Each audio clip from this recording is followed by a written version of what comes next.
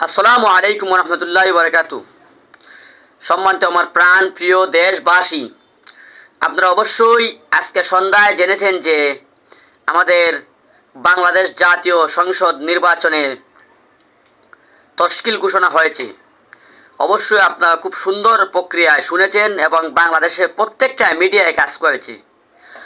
তো আমরা এই নির্বাচনকে কাজে লাগিয়ে সময় মতো আলহামদুলিল্লাহ আমরা যেন ঐক্যের বাংলাদেশ গড়তে পারি, ইসলামিক বাংলাদেশ গড়তে পারি, এই জন্য আমি কয়েকটি কথা বলবো।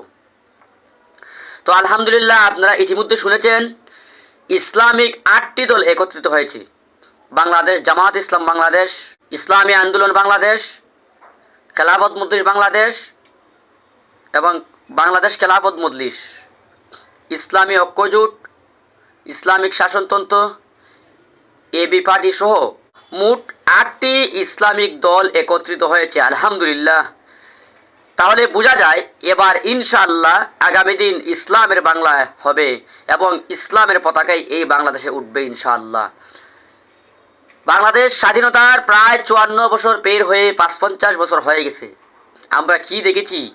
আমরা ডিজিটাল দেখেছি, স্মার্ট দেখেছি, আধুনিক দেখেছি, 10 কান উন্ডা 20 কান গুন্ডা, এছাড়াও স্বৈরাচার দেখেছি, অনেক দেখেছি, মুর্দার এপিট দেখেছি, অপিট দেখেছি।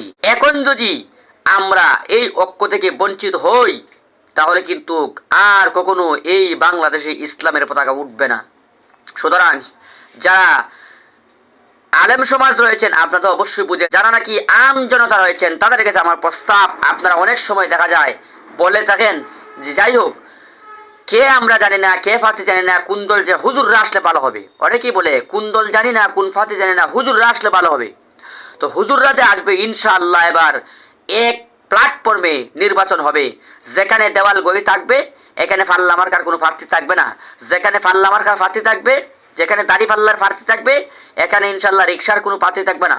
যেখানে হাত পাকার প্রার্থী থাকবে, এখানে অন্য অন্য হবি মার্কার কোনো প্রার্থী থাকবে না। সুতরাং আমরা ইসলামিক সব আলেমরা একত্রিত হয়েছি, আম জনতাকে আমরা যেন বুঝাইতে পারি, যারা আমরা ওয়ার্ক করব, যারা আমরা দিনের খাদেম হব, প্রচার করব, আমরা যেন একটা কথাই বলি যে সব আলেমরা এক হয়ে আসছে, ঐক্যজোট হবে ইনশাআল্লাহ, ইসলামের বিজয় নিয়ে আসবো।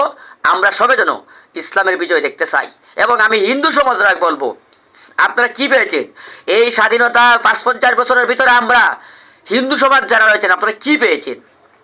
আপনারা এফার দেখেছেন, অফার দেখেছেন। এবার একটি বার অন্তত কমসে কম আমার হিন্দু ভাই সকল, যারা আমার হিন্দু বন্ধু বান্ধব রয়েছেন এবং দেশবাসী রয়েছেন, আপনারা একটি বার দেখেন ইসলামের বিজয়, এই ঐক্যকে আপনারা কাজে লাগান।